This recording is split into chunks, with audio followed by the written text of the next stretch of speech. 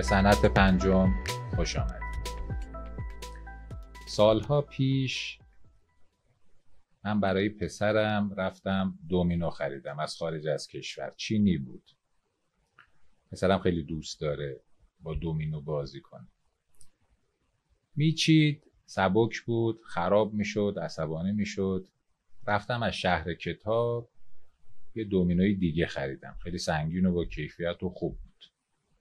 آوردیم، چیدیم، خندیدیم. خیلی خوش گذشت اون روز و پسرم سالها با این دومینوها بازیها کرد. چند تا خرید که تعدادش زیاد بشه و باشون بازی میکرد. این دومینوها ساخت ایران بود. ساخت شرکتی به نام بافرزندان. داستان یک کارآفرین رو میخوایم گوش کنیم که بسیار الهام بخشه. کسی که برای بچه‌ها این اسباب بازی‌ها رو میسازه، در کار صنعت پزشکی هست. و یک کارآفرین واقعی میخوایم صحبت کنیم. ایشون 2 کارخونه داره. یکیش به نام بافرزندان، دیگری به نام پیام کیهان که در زمینه تجهیزات پزشکی و دارویی فعالیت میکنن. در خدمت آقای مهندس علی کوچکی هستیم. دوست بزرگواری که دعوت ما رو پذیرفتن و به گفتگوی ما پیوستند. خوش آمدید آقای کوچک. ممنونم، متشکرم از شما. سلامت باشید. چی شد که وارد کار شدید؟ انگیزه شما برای کارآفرینی چی بود؟ اون جرقه‌ای که باعث شد شما وارد این صنعت بشید یا اصولاً یه کاری رو شروع کنید چه بود؟ من از دوره نوجوانی به کار صنعتی خیلی علاقه داشتم و ماکت سازی انجام میدادم. سعی میکردم که هواپیماهای ماکت یا مدل‌های مختلف درست بکنم. از رو همین علاقه وارد رشته هنرستان شدم.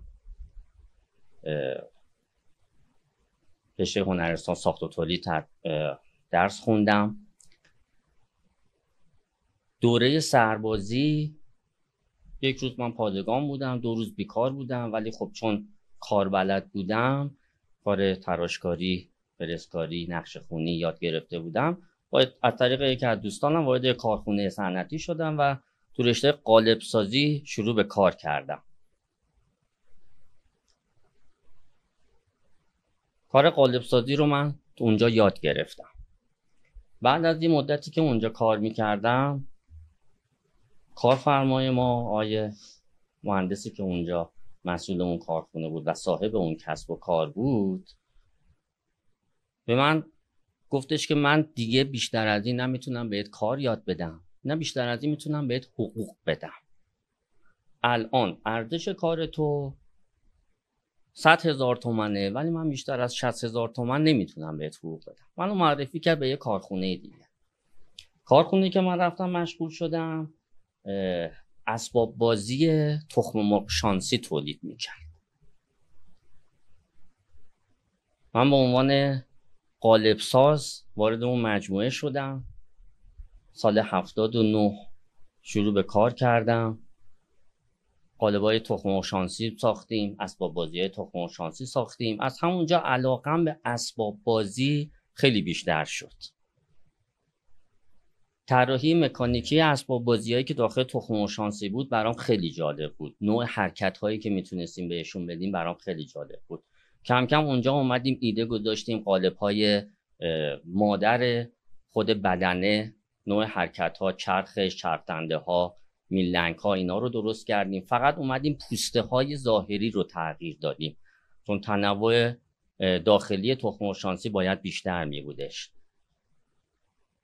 شروع کردیم با نرم افزارهایی که حالا اون موقع بودش، مکانیکال اومده بود. شروع کردیم محصولات مختلف رو طراحی کردیم، ساختیم. خلاقیت خودمون خیلی رفت بالا. همین که خلاقیت خودمون رفت بالا باعث شدش که ما بیایم برای افزایش خلاقیت بچه‌ها فکر بکنیم، نه اینکه فقط پوسته تخم مرغ شانسی رو باز کنن، یه اسباب بازی در بیارن که راه ببره، حالا چشش در بیاد یا کلاش حرکت بکنه. باعث شد که ما فکر کنیم که باید یه محصولی درست بکنیم فراتر از سرگرمی باشه، بتونه مهارت بین چشم و دست بچه رو تقویت بکنه، روش‌های حل مسئله رو برای بچه‌ها بیاد تقویت بکنه، بازی داشته باشیم که بتونه قدرت لامسه بچه رو تقویت بکنه، قدرت بینایی بچه رو تقویت بکنه. این بود که اومدیم از اسباب بازی‌های کمک آموزشی شروع کردیم ساختن و تولید کردن که خب نمونه‌های خارجی بود، شرکت مگابلاکس بود. اومدیم از نمونه‌های اونها ایده برداری کردیم و نمونه‌های داخلی رو ساختیم. انواع دومینو رو درست کردیم، انواع خونه‌سازی‌ها رو درست کردیم، از سایت‌های بزرگ شروع کردیم ساختن که حس لامسه بچه‌ها رو بتونه تقویت بکنه. از نظر خود ما هم یه کار فرهنگی بود در واقع، هم یه کار درآمدزایی بود برامون. اما خب بعدها که اومدیم دیدیم این کار فرهنگی با توجه به درآمد خانواده ها یه حاشیه سود خیلی پایینی باید داشته باشه. ما قیمت دومینوهای خارجی رو میدیدیم، خب نمیتونستیم با اون قیمت ها بیایم داخلی سازی بکنیم و بفروشیم. توان خرید مردم ما خیلی پایین تر بود. تصمیم گرفتیم که اگر قراره این کارو بکنیم با یه حاشیه سود کمتری بدیم، اما سعی کردیم که کیفیت کار رو حفظ بکنیم. قبل از اینکه حالا استاندارد اسباب بازی اصلا بخواد به وجود بیاد، استاندارد ملی اسباب بازی بخواد تو ایران به وجود بیاد، ما محصولمون رو دقیقاً مطابق همون استانداردهای خارجی تولید کردیم. لبه تیز نباید داشته باشه، نوک تیز نباید داشته باشه. تمامی این مسائل رو اومدیم داخل محصول خودمون استفاده کردیم. نوع متریالی که استفاده کردیم متریال فود گرید استفاده کردیم. مست بچه‌ها و رنگ‌هایی که استفاده کردیم بدون سرب استفاده کردیم که هیچ گونه ضرری برای بچه نداشته باشه. بعد از اینکه استاندارد اجباری اسباب بازی به وجود اومد، ما خودمون سالها استاندارد اسباب بازی رو نگرفتیم، چون همون چه که اونها تدوین کرده بودن ما از سالهای قبلش داشتیم خودمون اجرا می‌کردیم تو محصولمون. نوع بسته‌بندیمون رو سعی کردیم بسته‌بندی انجام بدیم که با تفکر کودک هماهنگی داشته باشه. اومدیم از روانشناسای کودک استفاده کردیم توی رنگ‌بندیامون، توی طرح خود بسته‌بندیامون از روانشناسای کودک استفاده کردیم که برای بچه جذابیت بالاتری داشته باشه. بعدها حالا کارخونه راه اندازی کردیم، زمین خریدیم، ساختیم، گسترش دادیم، دستگاه گرفتیم، واحد مونتاژ راه اندازی کردیم، واحد کنترل کیفیت راه اندازی کردیم. در کنار محصول اسباب بازی ما اومدیم قوطی‌های دارو شروع کردیم. بعد از اینکه قوطی‌های دارو رو ما تولید کردیم، تقریبا چند سال بعدش الزامات استانداردی مربوط به دارویی اومد به اسم استاندارد GMP. زمانی که ما خواستیم استاندارد GMP رو بگیریم، نه تنها برای محصول دارویی، برای محصولات اسباب بازیمون هم اومدیم استاندارد GMP رو گرفتیم، چون عقیدمون این بودش که بچه نوزادی که محصول ما رو میخره یا حتی خردسالی که محصول ما رو میخره، اولین کاری که میکنه بسته‌بندی رو باز میکنه میزنه به دهانش. قوطی دارویی ما قرص داخلش میره و برای افراد بزرگسال بود. خب ایمنی بدن بزرگسال خیلی بالاتره. اگر احیانا مشکلی هم از لحاظ آلایندگی یا میکروبی ما داخل قوطی داشتیم، بدن بزرگسال خیلی راحت‌تر میتونست تحمل بکنه و اون کودک و بچه خیلی نمیتونستیم تحمل داشته باشه.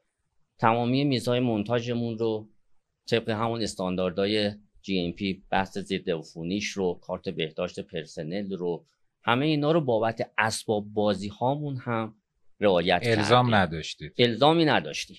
الزام ما فقط رو قوطی دارو بود. اما روی محصول اسباب بازی ما اصلا این الزامو نه تو ایران، تو هیچ کجای دنیا نیستش. ولی شما رعایت. ولی ما رعایت کردیم برای اسباب بازیمون، چون اعتقادمون واقعا این بودش که بچه سیستم ایمنیش خیلی ضعیف‌تر از بزرگساله. از لحاظ میکروبی اون بیشتر باید رعایت بشه. علی آقا چه حسی داره این اسباب بازی ساختن؟ دیدید، تجربه‌ای داشتید کسی اسباب بازیاتون رو استفاده کرده باشه، خوشحال شده باشه، به نتیجه رسیده باشه؟ حتما داشتین تو این زندگی کاری. ما چندین سال پیش کارخونه‌ای که حالا تو شهرسازی پرند داریم اومدیم زمین همجوار با همین کارخونه رو خریداری کردیم که گسترش بدیم. یه آرشیتکتی اومد برای ما کار رو انجام بده. قصه‌ای که تعریف کرد همون روزی که اومده بود برای انجام کار و همین باعث شد که ما اصلا بخوایم با ایشون کار رو ادامه بدیم این بودش که زمانی که بچه بود با همین لگوهای ما توی اتاق خودش شهرسازی میکرده، برج درست میکرده، آپارتمان میساخته. همین علاقش باعث شده که بعدها به رشته عمران و طراحی داخلی و اینا بخواد درس بخونه و الان هم یکی از آرشیتکت‌های خیلی قوی هستش که تو کشور ایتالیا داره کار میکنه. شما الهام بخش آینده کاری اون بچه شدید. ناخواسته بله، ولی خیلی برای ما خوشایند بودش. چه احساس جالبی. پزشکی چطور؟ تو اون چه احساسی داره؟ به هر حال شما تو صنایع پزشکی هستید، شده کسی نجات پیدا کنه یا سهمی داشته باشید در این مسئله حالا نجات انسان ها؟ حتما اونم احساس جالبی باید باشه. بله، ما تو بحث قوطی‌های دارو زمانی که دوره کرونا بودش خب خیلی از کارخونه‌ها تعطیل بودن، ولی ما برای تولید قوطی دارو از همون ابتدای سالی که کرونا بود شروع به کار کردیم برای اینکه قوطی رو بدیم و خب قوطی‌های دارومون برای قرص استین سیستئین که برای درمان ریه بودش و اون دوره یکی از داروهای اصلی بودش که استفاده می‌شدش. خب خیلی خوشحال بودیم که حداقل داریم یک کمکی به کادر درمان میکنیم، یک کمکی به زندگی و حیات هموطنای خودمون انجام میدیم. چقدر جالب. پیش اومده که کسی رو ببینید که مثلا از محصولات شما استفاده کرده باشه تو پزشکی و اینها، خودتون دیده باشید، مثلا تجربهشو داشته باشید، تشکری کرده باشه یا داستانی تعریف کرده باشه؟ این اتفاق نیفتاده، اما خب مورد بوده که چند وقت پیش ما یه موردی داشتیم که به بیمارستان رفته بودیم، دقیقاً توی ICU تخت بغل دستی که کنار این بیمار ما بود مشکل تنفسی داشت و از همون لوله های تنفسی که ما تولید کرده بودیم داشتن برای ایشون استفاده می‌کردن. و شما دیدید؟ بله. اصلا علی آقا چی شد که تو ایران این کارا رو میکنید؟ این عشق شما چجوریه؟ چی شد که عاشق ایران شدید و این کارا رو کردید؟ وقتی که ما میتونیم یه کاری انجام بدیم که چند نفر رو بیاریم سر کار، برای چند نفر دیگه بتونیم یه درآمدی ایجاد بکنیم، زندگی اون افراد با این کاری که ما داریم انجام میدیم به چرخه، خب برای من یه حس خیلی خوبی داره. مرحبا، چقدر جالب. این مشکلات کارتون چجوریه علی آقا؟ مسائلتون به چه صورته؟ بزرگترین مشکلتون چیه؟ اون روزی که عصبانی هستید از چی عصبانی هستید؟ اگر مشکلات کاری رو بخواید بگین چه مسائلی وجود داره؟ این مشکلات در کار صنعتی خیلی زیاده. یکی از بزرگترین مشکلاتی که ما الان داریم خب قطعی برق کارخونجاته. قراردادهای دارویی ما با تأخیر داره تحویل میشه. خود همین تأخیر تو تحویل ما باعث میشه که برگشت سرمایه به مشکل بخوریم. توی بحث پرداختی‌های دارویی خب مشکلاتی هست که داروساز میگه بیمه پول داروخانه رو نداده، داروخانه پول پخش رو نداده، پخش پول داروسازی رو نداده، داروسازی پول کارخانه ما رو نمیده. چرخه نقد به نقدش طولانیه. بله. مشکلاتی که ما داریم خب ما داریم 30 روز بیمه پرداخت میکنیم در صورتی که عملا با قطعی برق‌ها 16 تا 18 روز ما بتونیم کار داشته باشیم. صحبت بکنیم با بیمه که شما بیاید بر اساس تعداد روز کارکرد از ما حق بیمه بگیرید، قبول نمی کند. مجموع روزهای کارکرد ما تو سال 1403 جمعا ما حساب کردیم یه چیز هلوش 7 ماه بوده. الباقی به خاطر قطعی برقایی که چه توی تابستون چه توی زمستون داشتیم یه چیز هلوش 5 تا 6 ماه کم شده. اما اداره مالیات میگه شما سال 1402 این مبلغ مالیات دادید، من امسال نمیتونم از اون مبلغ کمتر از شما بگیرم. در صورتی که کارکرد ما نصف سال قبل ما بوده. بله 45% ظرفیت کاری شما به دلیل قطع برق کمتر بوده. بله. ولی انتظار مالیات و دارایی و بیمه همون 100% از فرضشون اینه. البته این 45% که 45% آسیب داره، فقط این نیست که شما اون روزها تعطیل بودید. بله. کار منقطع میشه، عقب میفته، مسائل خودش رو داره. درسته اینجوریه. دقیقاً همینطوره. ما وقتی مراجعه میکنیم به این حضرات و مسئولان میگن که خب ژنراتور بذارید. ولی خب ژنراتور بذارید. خب ژنراتور بله سال گذشته ما گفتن ژنراتور بذارید. کنتور هم روش نصب کنید، بر اساس کارکرد و کنتور به شما سوخت میدیم. ندادم. ژنراتور میذاریم، هزینه اداره برق بابت کنتور نصب کنتور میگیره جداگونه. امسال میریم سوخت بگیریم، سوخت نمیدن. آزاد میخوایم تهیه کنیم، میگن قاچاق سوخت انجام دادید. شما باید برید قاچاق کنید که این کار. حالا یه سوال دیگه، آیا ژنراتور حتی اگر سوخت باشه میتونه جایگزین اون برقی باشه که حالا خیر. چرا؟ مشکل چیه؟ دستگاه‌های تزریق پلاستیکی که ما داریم مصرفشون جوریه که اگر نوسان برق بخواد داشته باشه دستگاه‌ها به درستی کار نمیکنه، پیلسی دستگاه میسوزه. ژنراتور نمیتونه اون برق ثابتی رو که ما نیاز داریم و به ما بده. ژنراتور نیروگاه نیست. بله. و این انتظار احتمالاً خیلی صحیح نیست که خب ژنراتور بذارید. یه مدل بزرگی که ما داریم مواد اولیه است. خب من باید بیام مواد اولیه رو از بورس کالا بخرم. سازوکارش چجوریه؟ اینکه تولیدم رو باید توی سامانه بهینیاب و سامانه تجارت ثبت بکنم. وقتی تولیدم رو جامعه تجارت، سامانه جامعه تجارت، سامانه مانع تجارت. بله دقیقاً. خب امسال من تولیدم رو ثبت میکنم، عددم نسبت به سال قبل و سال قبلترش اون چه که اومدن امکان سنجی کردن خیلی پایین تره. میخوام خرید از بورس انجام بدم که قیمت مواد اولیه برام پایین تر باشه، به دلیل اینکه مقدار مصرفم به خاطر قطعی برقا، تأخیر تو سفارشام که باعث کنسل شدن سفارشاتم میشه کم شده، اون عددی رو که امکان سنجی کردن رو دیگه به من نمیدن. مجددا باید بیان آقایون تشریف بیارن امکان سنجی مجدد انجام بدن. اتفاقی که برای من افتاد، خب ما کارخونه‌مون توی شرک صنعتی پرند هست. شرک صنعتی پرند 2 تا فاز داره، فاز 1 فاز 2. یه بلوار وسط فاز 1 و فاز 2 هست. ما هنوز بعد از 5 سال نتونستیم افزایش محصولمون رو داخل پروانه بهره برداریمون بیاریم. بله مسائل اداره وزارت صنایع و بدوها شما محیط زیست. بزرگترین مشکل من محیط زیسته. قانونی هست 120 کیلومتری حومه شهری مصوب 1346. از اون موقع تا الان این قانون هیچ تغییری نکرده. ما زمین بغلمون رو که خریدیم شروع کردیم ساخت، نصف موند. یکی از دلایلش هم اینه که افزایش ظرفیت محصولمون رو قبول نکردن، به همین دلیل 120 کیلومتری حومه شهری که محیط زیست مانع شد.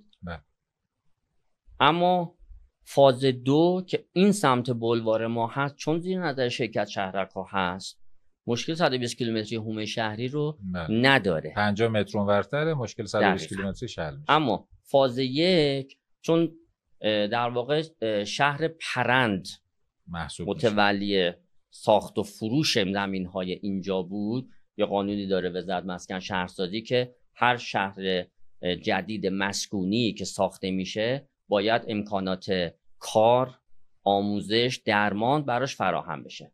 عمران پرندم اومد فاز 1 رو ایجاد کرد قبل از اینکه اصلا فاز 2 ایجاد بشه که زیر نظر شرکت شهرک‌هاست. زمین فروخت. خب اگر قراره بعدها اون کسی که میاد این کارخونه رو میخواد اینجا احداث کنه مشکل 120 کیلومتری داشته باشه، پس چرا اصلا زمین فروخته میشه؟ ما بابت همین قضیه برای اینکه من بتونم مواد اولیه از بورس کالا تهیه کنم، بعد از اینکه دیگه نتونستیم پروانه بهره برداریمون و افزایش محصول توش بیاریم، اومدیم رفتیم اتاق اصناف، جواز کسب از طریق اتاق اصناف گرفتیم که یک سری بحثای قانونیمون رو بتونیم با اون انجام بدیم، چون دیگه پروانه ما خیلی ارزشی نداشته. یعنی پروانه وزارت صنایع به اندازه اصناف اعتبار نداره. میدونید جالب چیه علی آقا؟ ما در حداقل شهری حالا تهرانی زندگی میکنیم که آلودگی هواش مشخصه، مسئله آب و کمبود آب و نشست زمینش مشخصه، مسئله محیط زیستیش مشخصه. بعد کارخونه‌ای که مجوز داشته، جواز ساخت گرفته، تولید داره میکنه، دایره، وقتی میخواد سوله بغلش رو آجر کشی کنه، محیط زیست میگه شما برای محیط زیست خطر دارید. درسته؟ دقیقاً همینطوره. یعنی اینکه ما گازوئیل هر روز میره تو حلقمون مشکلی نیست، ژنراتور بذارید که برق تولید کنید مشکلی نیست، ولی اون آجره باعث دقیقاً و 50 متر اونورتر این مشکل حله. درسته؟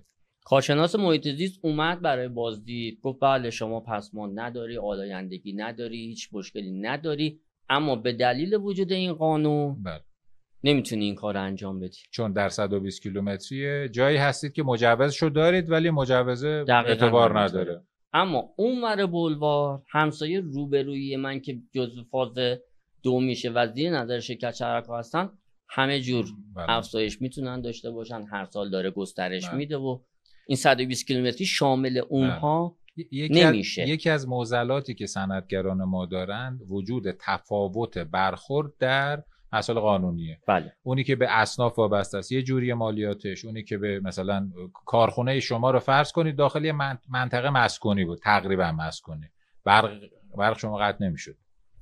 برق شما قطع نمیشد. یعنی اگر شما یه جایی بودید توی شهریار وسط یه باغ یه کارخونه از قدیم داشتید، برقتون این مشکل امروز رو نداشت چون اونجا مسکونی محسوب میشه. طبق ضوابط مسکونی قطع میشد، شاید مثلا در روز 2 ساعت قطع میشد و تمام، یا 2 روز یه بار 2 ساعت. و خب حالا اگر رقیب شما اونجا باشه این ناعادلانه است به نظر. بله دقیقاً. علی آقا من میدونم که شما کارتون ساخت ایرانه دیگه، کار شما تولید محصولات ایرانیه و میدونم که شما رفتید تجهیزات اصلی کارخونه‌تون رو، سنگین ترین سرمایه‌تون رو از تجهیزات ایرانی تهیه کردید و میدونم خیلی اذیت شدید. یکم درباره این به من بگید.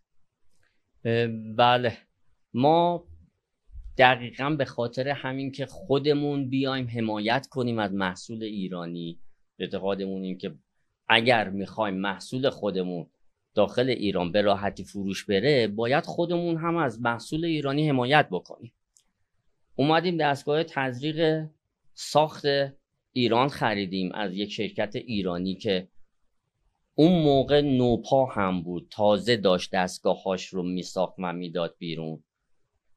5 تا دستگاه تزریق ایرانی از این مجموعه خریداری کردیم، اما هم از لحاظ برق هم از لحاظ مکانیک خود دستگاه انقدر اذیت شدیم و هر بار که با سازنده دستگاه صحبت میکردیم هیچ خدمات درستی نمیدادن.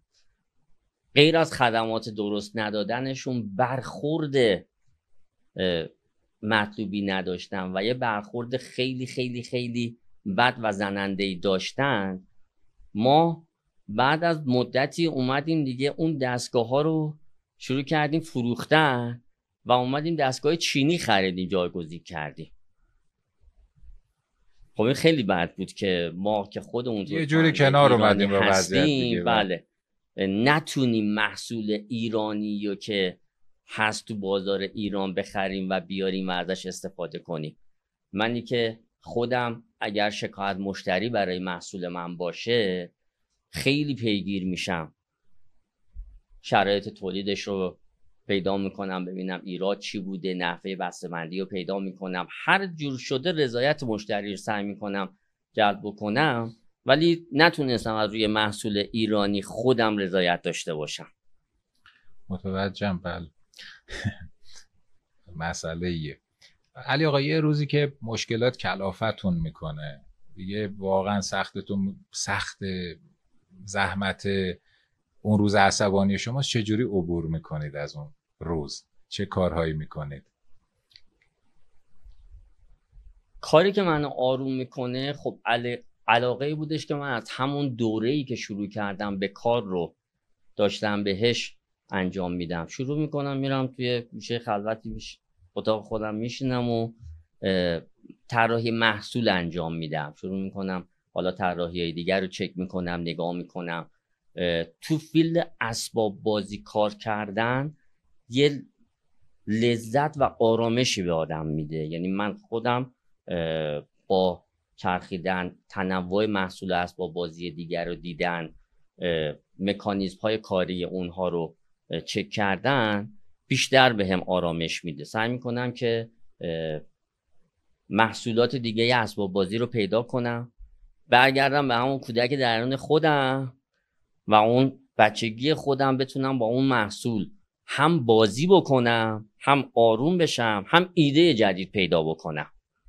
در واقع این بیشترین آرامشه برای من. هر وقت خسته میشید با خدمت به بچه‌ها خوشحال میشید؟ بله. اگر بخواید یک مشکلی قانونی رو بخواید تغییر بدید، اون کدوم قانون یا مشکل خواهد بود به نظر شما؟ اولی مهمترینش چه باید باشه، یا مهمترین هاش، حالا یک دونم الزام؟ اگه بخواید یکی از مسائل ما رو حل کنید، در اون کسوت قرار بگیرید، کدام خواهد بود؟ مسائل کلان صنعت منظورتونه یا مسائل مربوط به تولیدات خودم رو؟ به نظرم اینا خیلی از هم جدا نیستند. احتمالاً مسائل تولید شما از یک چیز کلان هم نشأت میگیره، ولی شما با هر روشی که خودتون فکر میکنید مهمترین معضلی که باید حل بشه، چه برای خودتون، چه برای کشور، چه برای صنعت، کدومه به نظر شما؟ توی هر محصول ایرانی سعی میکنم بیام اگر محصول مشابه خارجی داره و محصول ایرانی کیفیت خوبی داره، واردات اون محصول رو یا تعرفه‌های خیلی سنگین براش بذارم یا کلا ممنوعش بکنم. به نظر من این بهترین کمکیه که میشه به تولید کننده داخلی انجام داد. به طور مثال همین محصول اسباب بازی تعرفه وارداتش از 12% هست تا 26%. قاچاقش که فراوونه. یعنی محصولات چینی و ترکیه خیلی راحت داره با قاچاق وارد ایران میشه. سال گذشته ما خودمون تو شورای اسباب بازی اومدیم برآورد کردیم، یه چیزی هولوش 300 میلیون تومان، 300 میلیون دلار فروش صنعت اسباب بازی ایران بود. اما سهم تولید کننده داخلی 30% بود فقط.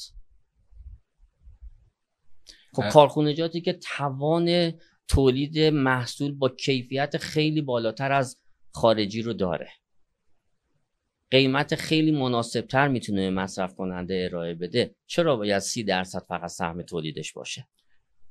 در مقابل این فرمایش شما یه دیدگاه‌هایی هست که دو صنعت عمده رو معمولاً بر سر این نظر میکوبند. یکی خودروه، که لوازم خانگی. میگه اونجا اومدیم انحصار ایجاد کردیم ولی نتیجهش رو داریم میبینیم دیگه، بدتر شد که بهتر نشد. به نظر شما این راهکار منجر به انحصار یا کاهش کیفیت نمیشه، یا چه کار کنیم که نشه؟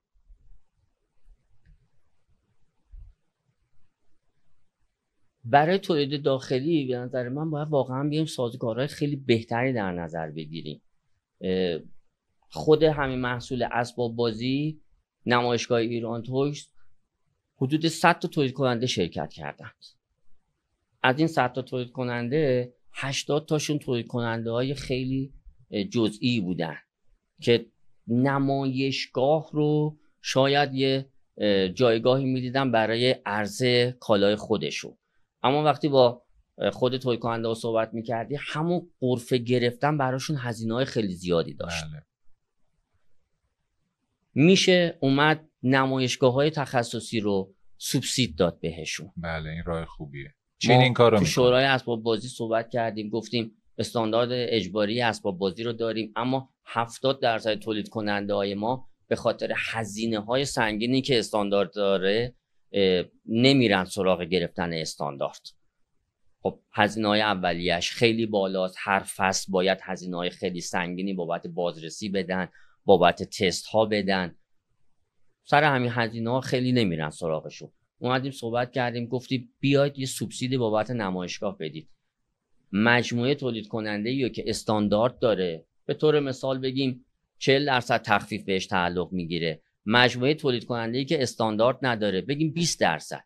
همین انگیزه میشه که بره استاندارد اسباب بازی هم بگیره. محصول بی‌کیفیت بازار ندند.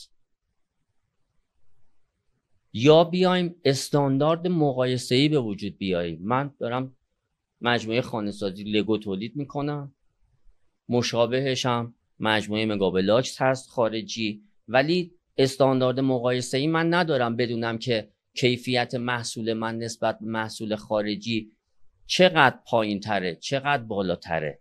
نمیتونم این استاندارد رو من داشته باشم و بیا مقایسه بکنم محصولمو. متوجه شدم. میگن ای به می جمله بگفتین هنرش نیز بگو. چه چیزی باعث میشه صبح که بیدار میشید برید سر کار، انگیزه داشته باشید، امید داشته باشید؟ فقط پرسنلی که دور و برمون دارن کار میکنن. خیلی اتفاق افتاده، با خودم مرور میکنم، گذشته رو میبینم. حالا این خاطراتی که میگم حس خیلی خوبی برای خودم داره. چندین سال پیش، دهه 80 سال 87 88 بود، یه کارگری ما داشتیم که پای دستگاه کار میکرد، اپراتور ساده بود، هیچی هم از تزریق پلاستیک نمیدونست. حالا اینا که میگم حسای خوبیه که خودم دارم، مرور میکنم، خیلی حال خوب بهم میده. ما نیاز به سرپرست داشتیم. اون موقع هنوز شرکت با فرزندان نیومده بودم که باهاشون بشم مدیر تولید یک کارخونه‌ای بودم، همزمان کار قالب سازی هم انجام میدادم بیرون از اون کارخونه. کارخونه نیاز به یه سرپرست شیفت داشت. ما این فردو از پای دستگاه آوردیم، تنظیمات دستگاه بهش یاد دادیم، مکانیک دستگاه رو بهش یاد دادیم، برق دستگاه رو بهش یاد دادم. به جایی رسید که دیگه خودش کامل مکانیک دستگاه تزریق رو میریخت پایین، تعمیر میکرد، از اول جمع میکرد. اوستا شده بود. الان تو مجموعی سرپرست تولید هستش که 60 تا دستگاه تزریق پلاستیک هست. احسن. خودش 5 تا دستگاه به مرور، یه دونه اول خرید بعد یکی دیگه خرید، الان 5 تا دستگاه تزریق داره. چه حس خوبی برای شما داره. برادرشو گذاشته اونجا، به برادر خودش کار رو یاد داد. چند وقت پیش که من رفته بودم کارگاهشون، تماس میگیره، حالا هر چند وقت صحبت میکنه. رفته بودم کارگاهشون، برادرش میگفتش که من شاگرد سوم شما هستم، شما اول به برادر من یاد دادی، بعد به اون برادرم، من از اونها یاد گرفتم، من شاگرد سوم شما محسوب میشم. همین که میبینم حالا فردی که هیچی از این کار بلد نبود، اصلا هیچ پیش زمینه‌ای نداشت، از شمال از روستا اومده بود تهران، اومد تو اون کارخونه کار رو یاد گرفت. الان 60 تا دستگاه رو داره خودش به تنهایی مدیریت میکنه. 5 تا دستگاه هم به مرور خریدن و بیرون دارن کار خدماتی حالا تولید میکنن، قالب میگیرن، موادش رو خود مشتری میده بهشون، ولی دارن خدمات میدن و ضربی دارن کار میکنن. این برای من یه حال خیلی خوبی داره.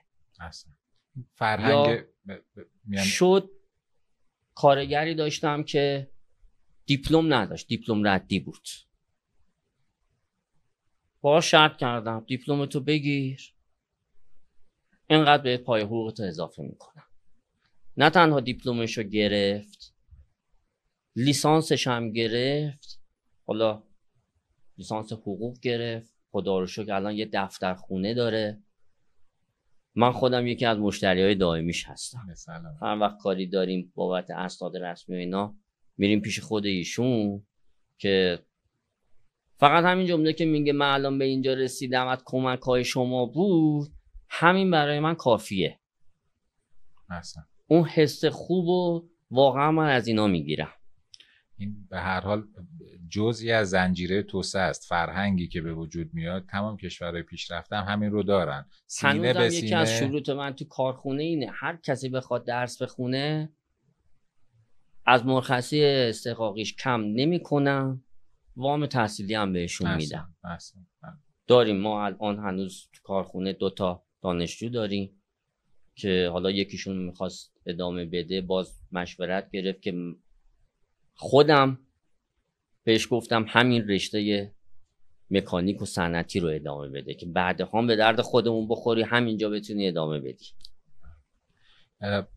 در 10 سال بعد 15 سال بعد چه جایگاهی برای کسب و کارتون، کارخونه‌تون، کاری که میکنید فکر میکنید به وجود میاد؟ تصورتون چیه؟ آرزوتون چیه آقای کوچکی؟ آرزوم اینه که واقعا محصول ما همینطور که الان داره کیفیتش رو ما تضمین میکنیم 10 سال دیگه هم بتونم با همین کیفیت بدم. یکی از هدفهای ما این بودش که محصولی که الان دارم تطابق رنگیش با 10 سال پیش یکیه. یعنی مشتری اگر 10 سال قبل محصول ما رو خریده باشه یه قطعه‌ایشو به هر دلیل خراب بشه گم کنه الانم بخواد بخره رنگش عین همونیه که 10 سال قبل داشته. آرزوم اینه که واقعا بتونم که همین کیفیت رو ادامه بدم. اگر الان دارم سالی 150 تن مواد بابت این محصولات استفاده میکنم 10 سال دیگه حالا خیلی بزرگ نبینم ولی کمتر نشه، بتونم حداقل 20% 30% افزایش بدم. تعداد نفراتی که پیش ما کار میکنن، ما فرد داشتیم که پدر پیش ما کار کرده بازنشست شده، پسرش الان کار میکنه. آرزوم اینه که بتونیم حفظ کنیم مجموعه رو، نوه اون آدم بیاد پیش ما کار بکنه، نه به عنوان کارگر، به عنوان یه تکنیسیان فنی خوب بتونه بیاد پیش ما کار کنه، نه به عنوان یه کارگر نیروی متخصص، یه نیروی متخصص باشه. یکی دیگه از آرزوهایی که دارم اینه که بتونم هنرستان تزریق پلاستیک رو راه بندازم. یکی از دغدغه‌هایی که من تو کل این 25 سال کاری که حالا کار کردم تا الان بهش رسیدم دیدم این که صنعت تزریق پلاستیک خیلی خیلی خیلی ضعیف بوده تو مملکت ما. خیلی دوست داشتم بتونم تریبونی پیدا کنم، جایی پیدا کنم که بتونم این صحبت رو بکنم. ما رشته مکانیک داریم، ساخت و تولید داریم، پلیمر داریم، انواع و اقسام آموزشگاه‌های طراحی هست. یه سرچ تو اینترنت و گوگل بزنیم انواع طراحی نرم افزارا رو میتونیم پیدا بکنیم. اما آموزشگاهی که تخصصی بتونه تزریق پلاستیک رو آموزش بده به تعداد انگشتان یه دست نیست. یکی از آرزوهام اینه که بتونم هنرستان تزریق پلاستیک، آموزشگاه رو خیلی راحت میشه درست کرد. دوست دارم از بیس پایه آموزشی بتونم این کار رو، این تخصص رو آموزش بدیم. این مسبوق به سابقه است در جهان. در آلمان میگن تکنیک شوله، در شوروی میگفتن تکنیکوم. اصطلاحاً میشه دانشکده های مهارت یا هنرستان های مهارت در رشته‌های مختلف و متاسفانه در کشوری مشکل رو داریم.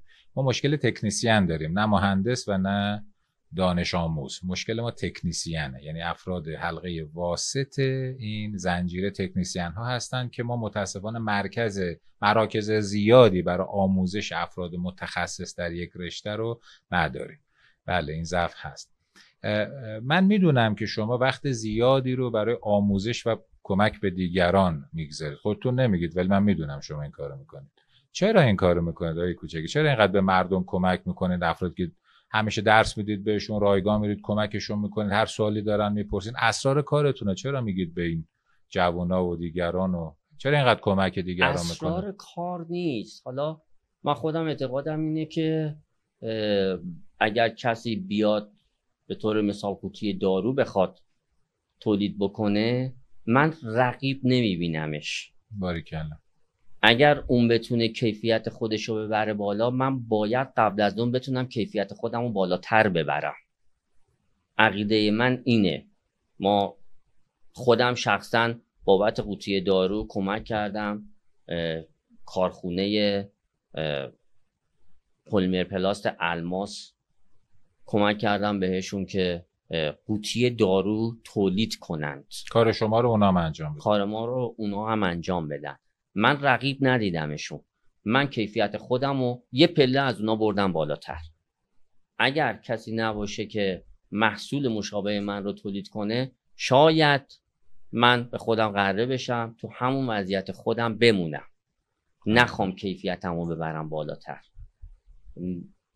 دوست دارم تجربه خودم رو به بقیه منتقل بکنم. دوره‌ای که من کار کردم تا به اینجا برسم، سختی‌های زیادی رو خودم گذروندم. همینجوری هم نشد که یهو بخوام به اینجا برسم. پادویی کردم. با اینکه تراشکاری بلد بودم، فرستکاری بلد بودم، وارد اون کارخونه قالب سازی شدم، جارو زدم، تی زدم، ظرف غذای بقیه همکارایی که قدیمی تر بودن غذاهاشون رو گرم میکردم، ظرفشون رو میشستم. اما کار رو یاد گرفتم. حالا با سختی‌های خودش کار رو یاد گرفتم. اون دوره خودم رو فراموش نمی کنم. میدونم از کارگری، از زحمت کشیدم به اینجا رسیدم.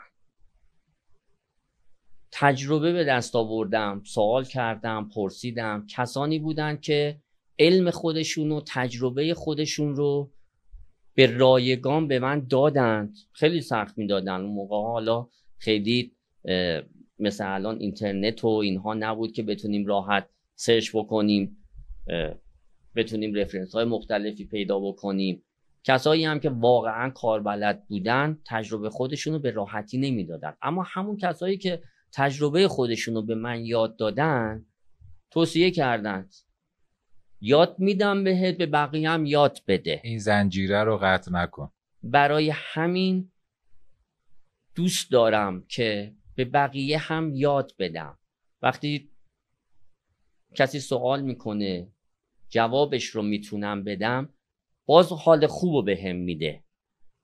این حال خوبه واسم خیلی بیشتر ارزش داره. با تمام سختی‌هایی که داریم تو کار، بیمه، مالیات، درآمد، چک برگشتی، همه این قصه هایی که همه ما صنعتگرا تولید کننده باش آشناییم، یه وقتایی یه حس خوب و یه حال خوب لازم داریم. این حال خوبه رو من از این انتقال تجربه به دست میارم. احسن.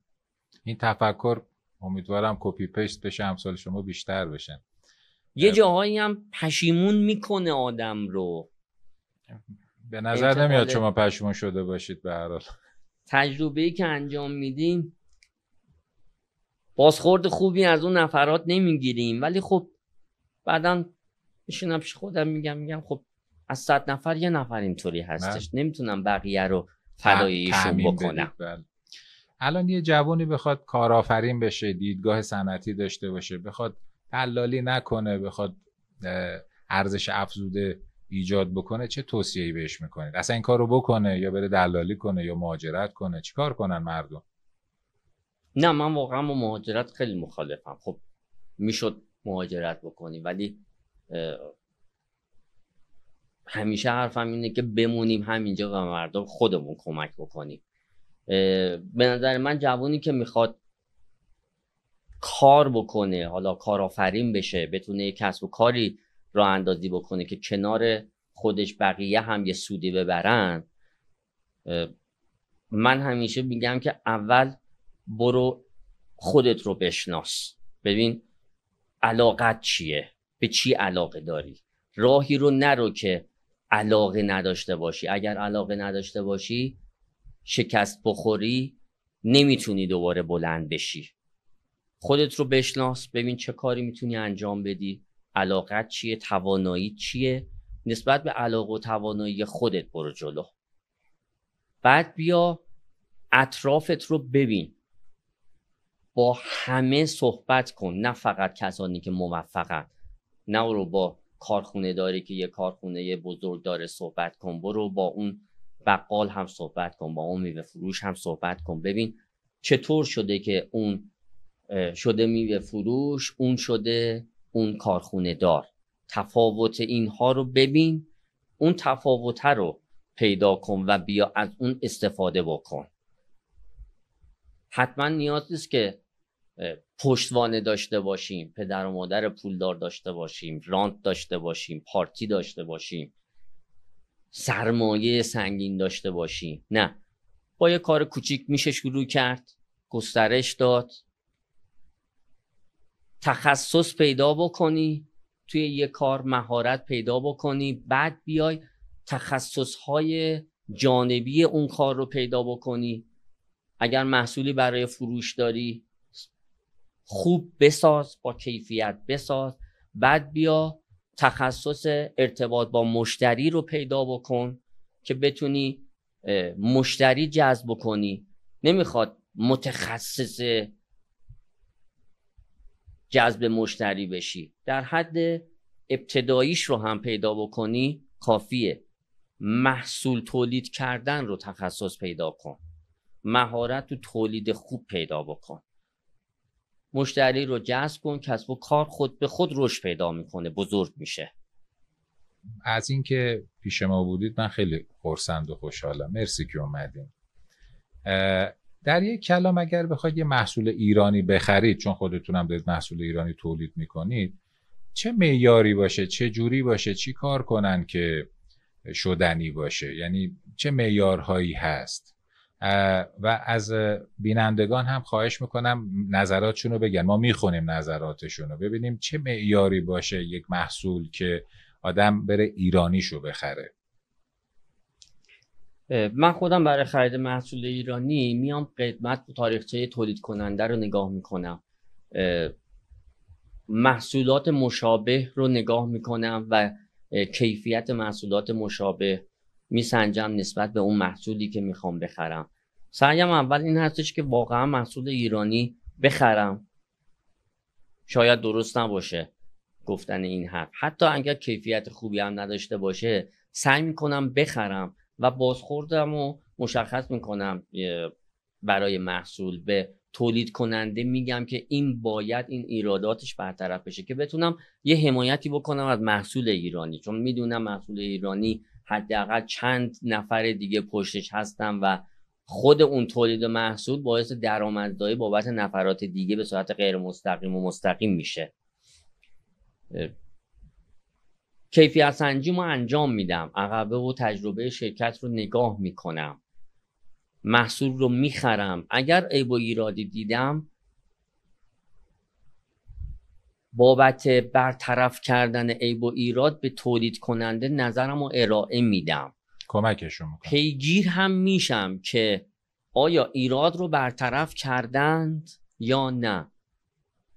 برطرف کردن ایراده برام ارزشش خیلی بیشتره، اینکه حداقل نظر مشتری رو دارن اهمیت میدم بهش برای ادامه تولیدشون، برام خیلی ارزشش بالاتره. خب اون وقته که هم ادامه میدم خریدم و هم معرفی میکنم به بقیه که این محصول ارزش خرید رو داره. متشکرم، خیلی ممنونم که وقتتون رو در اختیار ما قرار دادید. متشکرم که تشریف آوردید. ممنونم از شما که این فرصت رو دادید که بتونیم خیلی راحت صحبتامون رو انجام بدیم و هم درد دلمون رو بگیم، هم این که بتونم حداقل یه امیدی، یه انگیزه‌ای باشه برای جوانایی که الان هستن. زنده باشید. در خدمت یک کارآفرین واقعی بودیم.